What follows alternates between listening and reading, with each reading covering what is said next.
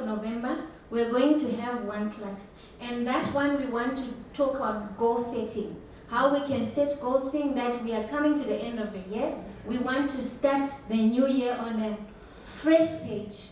I don't know what your struggle is with your money, but we want to set a goal. Because when you have a goal, and when it is SMART, to those who've been reading my tips, a SMART goal, which is specific, measurable, attainable, realistic, and time-bound. When you have that, it becomes so simple to save. So ladies and gentlemen, this is my money project.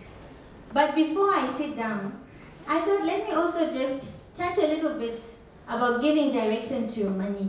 Because this is what I have given as a theme of this evening, giving direction to your money.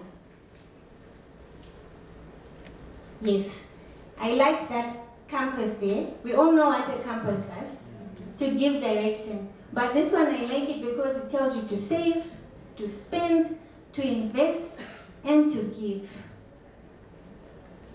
Right. I saw this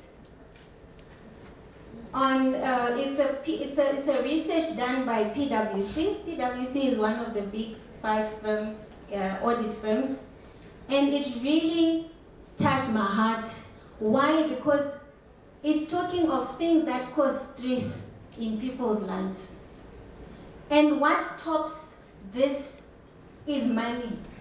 59% of the stress that we go through in our lives is money related. Only 15% we attribute to your job, 12% to your relationships, 10% will be your health, and then, the rest. But why do we stress so much about money? Why does it cause us so much stress? Have we understood what money is all about? For me, I believe that we have beliefs that we have about money. When I say money, what is the first thing that comes to your head? Is it heartache? Is it joy? Is it stress? But most of the time, it's really something that is so stressful. As I said before, most of us were really never taught about money. And it's like you're finding your way as you go. What we were basically taught by our parents or by our teachers is, you have to do well in school, get good grades, pass, get a good job, and earn an income. That was as far as it goes. So I think most of us have managed to do so. We have some students from UNAM, I believe. You're still studying so that you get a good job and you make money. But we were then never told what to do with this money. So when you are stressed with money, it's like your focus shifts from you, from everybody else. You focus on yourself. You lose all your dreams and aspirations. I was laughing with my friend the other day, and I said, when you have a teenage child, and you ask, what are your dreams and aspirations? These guys have dreams. They want to go to the moon. They want to build mansions. But when I ask now here, what are your dreams and aspirations? Because you've been hit by money problems, all you think of is survival. As long as I can breathe. But because of the mindset that we have about money, you become a slave to it. So I then asked myself, okay, so this thing called money, if I'm to give you 100,000 this week, I think I just need someone who can answer me honestly. Someone who has challenges with money. Anyone who wants to help me here? Okay, stand up, Fatsi. So if I have $100,000 that I give you today, what would you do? Well, I currently have a long list of items that I want to improve in my home, furniture that I want to buy. So probably that's where I would spend most of it. Okay, so develop your house. And then I give you another 100,000 next week.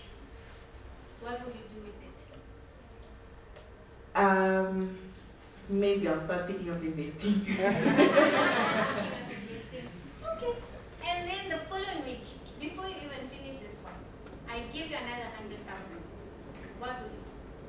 Well, now that the money is coming consistently, maybe my list grows longer.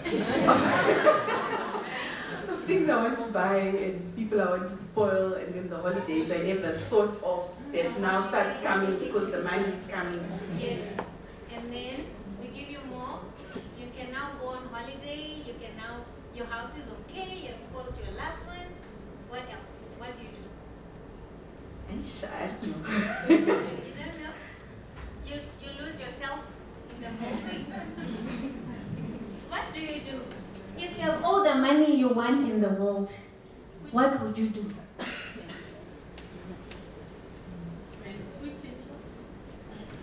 I think if we're to be very honest, at some point it's like now you just have so much money, you just want to give it away, right? You want to give to charity, you want to give to your loved ones. It's like you just want to give it away. So at that point I realized money, it's not the ultimate goal. It's not what we want at the end. It is a tool. So this tool is what will help us to achieve what we want. It will take us to where we want. So probably at the end you want to help people, you want to help the disabled. So when you have all this money is what will make you help the disabled. So money in itself is not a goal. We are not all here, we are not surviving just for money, but we need money to reach our goals, right? I had this video, but I think because of my time I will not play it. But I will share, I think, the link so that you can also watch it. It's really a lady who's just trying to explain what income, expenses, liabilities, and assets are all about. I understand them from a finance person, from an accountant's perspective. But if you watch this video, she explains that income is what flows into your life, expenses is how all this money is coming out of your life, and how it's so surprising that some things that we call assets are actually liabilities. You know, he spoke of a car. Cars really are not assets. They are liabilities. We are spending more on them than what we get from them. So it's a very, it was an eye-opener for me, but we'll not look into it today. But this slide came early. Now I want to get to the 4 principles that I'm going to talk about tonight before we close. And for me, these are the principles that you can use no matter how much money you earn. And by the way, it doesn't matter how much you earn. That amount which you earn, these 4 principles can work and can give direction to your life and can help you improve your money management skills. Are we together? So the first principle is pay yourself first. When I say pay yourself first, I'm not saying the first. We heard Katia Kava saying you are waiting at the ATM, just waiting for the time for your money to come in. When that happens, what is the first thing you should do? Say pay yourself first. You don't go to the shops, you don't go to Edgar's, you don't go to Truett and spoil yourself and you say you're paying yourself. That is not paying yourself. What does it mean? It means before you start spending your money, save. Put it away. And you know something amazing about money? If you put it away and you don't see it, it's like out of sight, out of mind. You leave it and it will grow. But how do you do that? Automation. Talk to your employer. If you're employed, they can transfer the money automatically to your savings account. Or self-discipline. Or your bank. Your bank can also do that for you. As money goes in, you tell them, move the money to my savings account. And as I was trying to emphasize, you can start small. It's the behavior, the habit that matters. Once you get into the behavior or the habit, then you're good to go. I always like this tip of having 30%, which is what you pay yourself first. How do I divide the 30%? 10% goes to emergency savings. Life happens, you know. Things happen. You can lose your job. Your child can fall ill, you know, and you don't even have any money. So set aside 10% goes to emergency savings. 10% goes to investments. We heard of the investments, the bonds and all those things. Let some money go there. Or debt repayments. If you're drowning in debt and you really want to get out, on top of your minimum repayments, put the 10% towards your debt so that you fast track paying off your debt. It's a good feeling to be debt free. And the other 10% goes to charity. And most of us are Christians, it goes to, it's your tithe. So that is how I would split that 30%. The next principle is to get out of debt. I know we are kind of boggled left, right, and center with debt. There's a debate. If we had listened to the video, the lady talks of good debts and bad debts. But if you're struggling with your money today and you're in debt, then there's no good debt for you. Get rid of it all. Take stock of all your debt. Consolidate. Know who you owe. If you owe your colleagues, your neighbors, some they even run away when they see you, or you run away when you see your neighbors. But put this together. Negotiate, renegotiate with your debtors, with your creditors, you know, and make sure you come up with a repayment plan so that you quickly get out of debt. Sell what you don't need. I was one of those. I would keep things, I'd say they are sentimental value. You know, I would have a collection of things that I don't even need. Clothes, I would have a wardrobe full of clothes. Clothes with the matching shoes, handbags with the matching belt, things like that. But you think of it, where am I going to wear it again? So those things, if you have those, sell them so that you get out of debt. Then, this one, I love it. Create multiple streams of income. Again, I think that Kava spoke about that. Saying of the plastics and all these things. Come up with business ideas. Because sometimes the money is not enough. That's what we may be saying. If I put aside the money is not even enough. So have a side hustle. Some of us are very good cooks. Cook on the weekend. I told you I used to bake. I would make muffins every morning without fail, Monday to Friday, and I would sell. And a passive income. When I discovered this word, it changed my perspective of what kind of businesses I need to venture into. So when we talk now of passive income, this is money that comes while you're sleeping. You don't have to work for it. The one on top, this side hustle, it's more of your active income, because you have to be there. You know, you have to be there and actually do the thing. And if you're not there, no money comes. But when you talk of passive income, look at the person who has that vending machine in Spa. Do you think he has to be there so that he's making his money? Mm-mm. We just go to the vending machine. Meanwhile, he's making money while he's sleeping. So there are so many suggestions of what kind of passive income that is. They spoke of the investments, the bonds, all those part of passive income. And the last one for tonight is live within your means. I think this is where we also struggle. You have a budget, but it's just not enough. Why? Because we are living beyond our means. When we say live within your means, you say that money which you have, make it enough. So if you say, no, it's not even enough to pay my rent, you're living in the wrong house. Get into a smaller one, so that it's enough. Or the kids' schools are so expensive. Same principle, they're in the wrong school. Move until you can afford a better school. So make adjustments to your budget. As we go on, we will learn about those.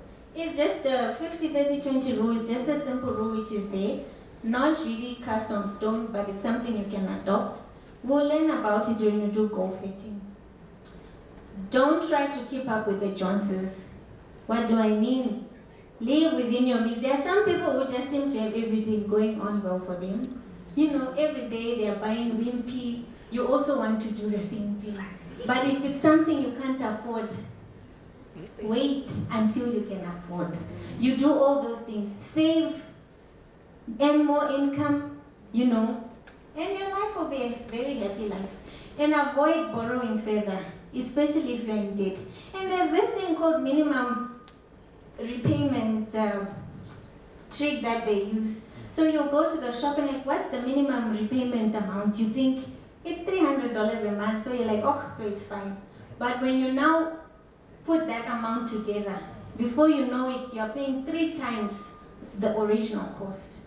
So be very careful. Don't commit to new recurring monthly bills, and just simplify your life.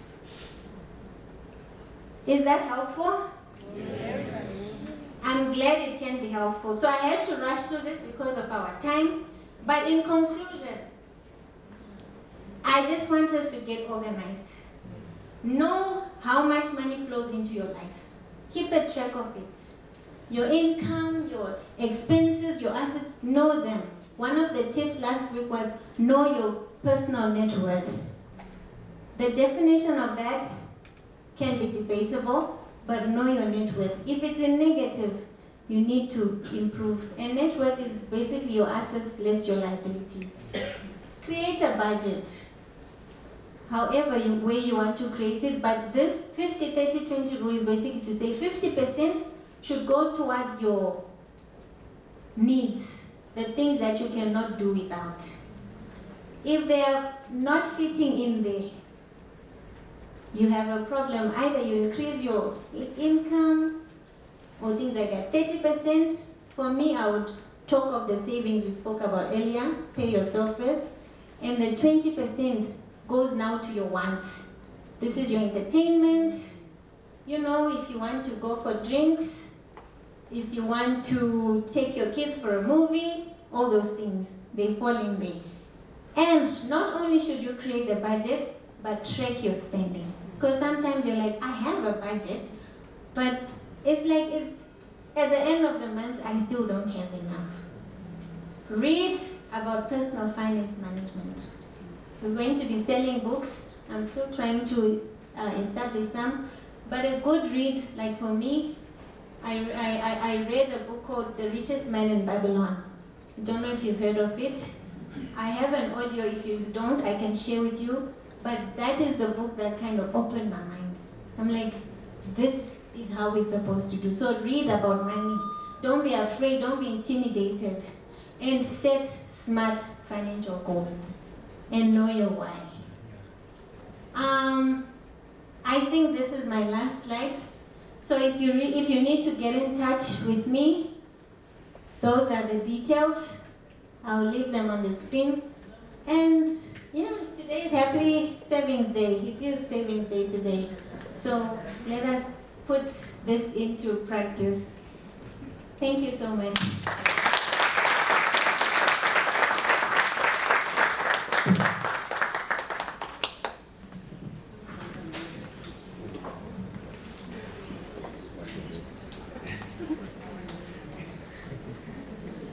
Let's have another round of applause, please, for the lady of the hour. Nyari, I have to call you back so that we can officially launch the MyMoney Project. I will also ask our guests, Morna and Emmanuel and Mr. Josiah, to just join us up here. And then I will also ask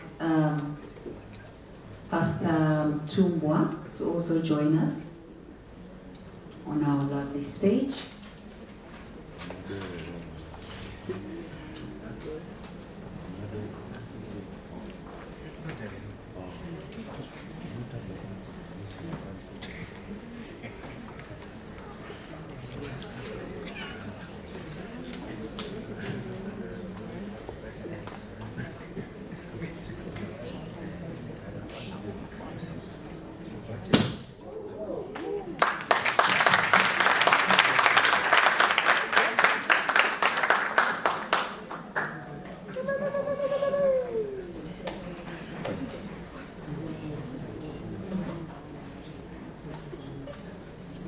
Oh, and it's a non-alcoholic champagne.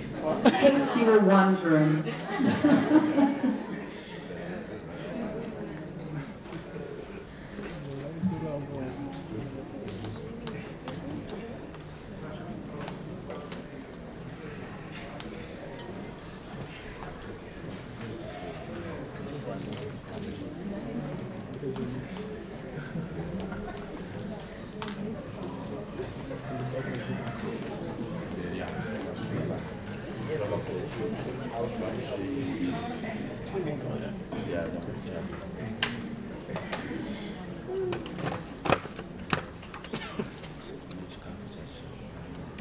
She did great.